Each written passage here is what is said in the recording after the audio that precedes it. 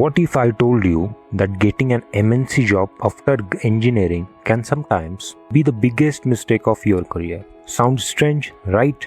My name is Prashant, and in this video, I will tell you my mistakes and a little bit of short advice to the engineering students who are in first year, second year, third year, fourth year or even freshers.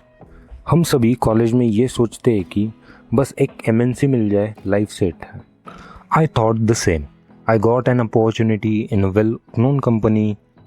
Everyone was happy, family was happy, friends were happy. LinkedIn post भी अच्छा लग रहा था. But after a few months, I realized something important. I was working. I was not growing. And that realization changed my career path. Today, I want to share my story, the mistakes I made, and what I wish someone had told me during my engineering years. If you are an engineering student or a fresher, watch this till the end because this might save you years of confusion. After engineering, I joined a reputed company. At that time, I thought, this it is. Bas ho gaya sab. I entered the industry. But after working from around 8 to 9 months, I started observing my daily work. Most of my work involved documentation, coordination, follow-ups, vendor communication, reports. I learned many professional things. I learned how industry functions. I learned how projects are managed. And I'm grateful for that experience.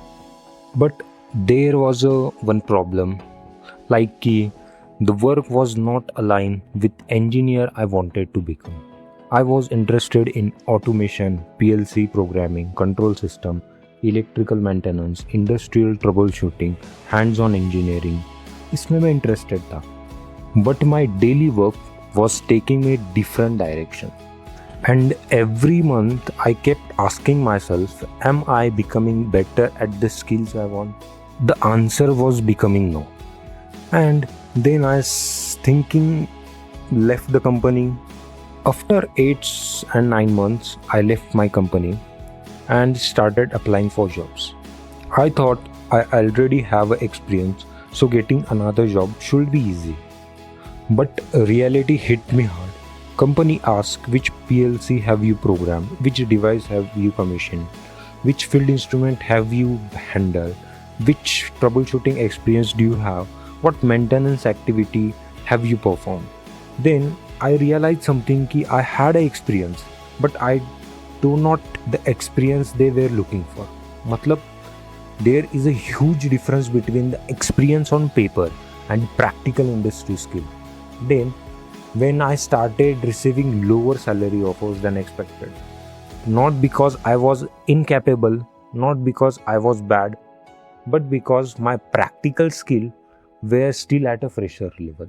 Here is the biggest lesson I have learned. Don't choose a job only because of brand name, MNC tag, office environment, salary package. Choose a role where you can develop your valuable skill. Ask yourself, after 2 years in this job, what will I actually know? Can I troubleshoot a machine, or can I program PLC? Can I commission a system? Can I solve a real industry problem? Can I independently execute a project?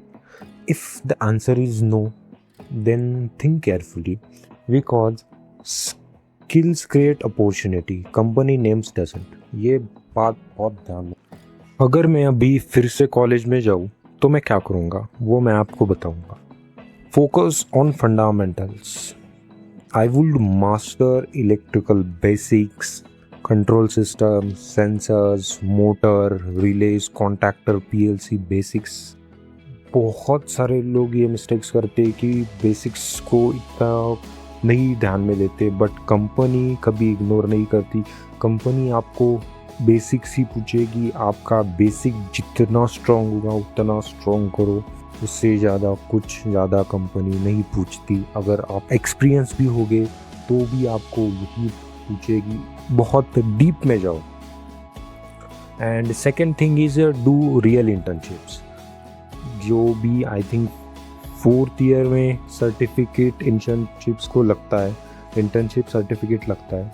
तो most of the peoples who will buy certificate और 1 month of in that internship they will not do anything and get a certificate. वो मत करो। जाओ एक साल I think मेरे हिसाब से 4th ईयर पूरा आप इंटर्नशिप्स में दो। जितना आप इंटर्नशिप के हिसाब से सीखोगे उतना आपको समझेगा कि इंडस्ट्री में क्या हो रहा है। आप आफ्टर ग्रेजुएशन के बाद जाते हो तो उस टाइम बहुत टाइम वेस्ट हो चुका होता है कि उस टाइम आपको 20 में काम करना पड़ता है, उस टाइम आपके दोस्त 40-50 पे काम कर रहे होते, तो आपको बहुत बुरा लगेगा। Finally for that I am telling you कि रियल इंटर्नशिप्स करो। रियल इंटर्नशिप्स यानी कि आप जाओ, बोलो कि मुझे 15,000 दो, 20K दो, मैं काम करूँगा आपकी इधर। इवन कुछ फ्री भी इंटर्नशिप्स रहती है, वहाँ पे भी जाओ, वहाँ पे आपको बहुत अच्छा नॉलेज मिलेगा। और वहाँ जाके देखो, सिर्फ देखना नहीं है, कुछ काम करना है। बोलो उनको कि मेरे को ये काम करना है, मेरे को दे दो, मेरे को सिखा दो। ओपन पैनल्स, ऑब्जर्व मशीन्स करो, देन मेंटेनेंस कुछ काम रहेगा तो उसका काम करो, एंड देन उसके बाद एक्सप्लोर इंडस्ट्रीज अर्ली। आप जब सीख रहे हो 1st year, 2nd year, 3rd year, 4th year में, आप देखो कि इंडस्ट्रीज में चल क्या रहा है, कौन से हम किस में जा सकते, क्या हम कर सकते। लाइकली कि इंजीनियरिंग की जो कंपनीज रहती है छोटी MIDC, नज़दीक का MIDC एरिया पकड़ो, उसमें क्या चल रहा है काम, वो देखो।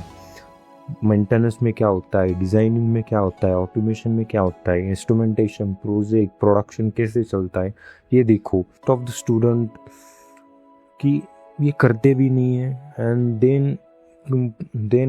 देन क्या हो जाता है, फिर उनको पता ही नहीं है कि भाई क्या है इस फील्ड में। और कंपनी कॉलेज से तो प्लेसमेंट आ जाता है कि इसमें जाना है, 4 लाख वगैरह पैकेज देती है वो, 4 लाख 5 लाख मे बी और इवन मोर। एंड देन उसके बाद उनको लगता है कि मैंने गलत फील्ड चूज़ कर ली, तो उसके बाद फिर वो फिर से फ्रेशर से स्टार्ट करता है, फिर वो उसको प्रॉब्लम आ जाता है। ये लाइकली ये होता है। फिर उसके बाद इन्वेस्ट इन स्किल्स, ये बहुत इम्पोर्टेंट है कि many students spends money on the phones, entertainment, bikes वगैरह में।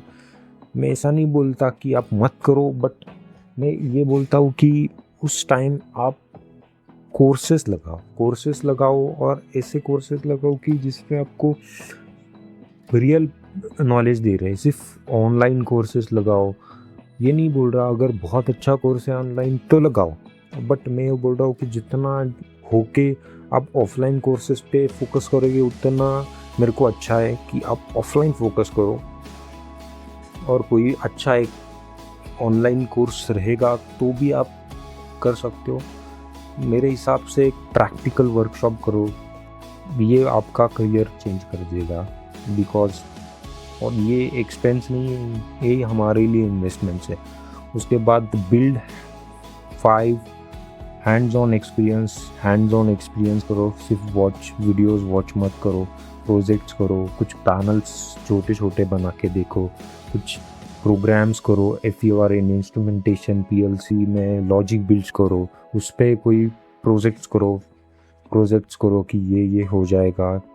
5-6 हज़ार के PLC आते, वो ट्राई करो। और नहीं हो रहा तो एक आध छोटी कंपनी में जाओ, वहाँ पे करो, काम करके दो उनका, तो आप सीखो। और ये क्या हो जाता है फिर, अभी एक इंजीनियर है जो बहुत बड़ी कंपनी में जा चुका है, वो डेली वही काम कर रहा है कि documentation, coordination, vendor coordination, supporting. और फिर एक इंजीनियर है कि वो जो छोटी कंपनी में जा रहा है और उसने कम सैलरी है, पहले वालों को अच्छी है, बट जो दूसरा बंदा जो होगा वो क्या करेगा, वो सीखेगा, वो स्किल्स उसके बहुत अच्छे बढ़ जाएंगे, उस लेवल तक बढ़ जाएंगे कि वो अगर 3 साल के बाद दोनों को लेवल मिलाया जाए तो एक बंदे को सैलरी अच्छी होगी और दूसरे वालों को थोड़ी कम होगी। बट कंपनी क्या देखेगी कि सेकंड वाले बंदे को डॉक्यूमेंटेशन, बाकी रिपोर्ट्स वगैरह सब आता है, उसके बाद उसको प्रैक्टिकल नॉलेज भी है, तो दूसरे कंपनी दूसरे वाले बंदे को ज़्यादा प्रेफर करी as compare to A.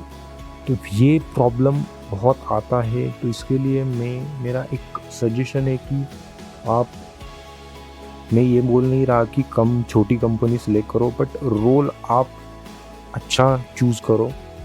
And this is the final message for my self कि मेरी जो जर्नी है उसको मैं रिग्रेट नहीं करता कि मैंने कुछ मिस्टेक किया, because every experience thought me something.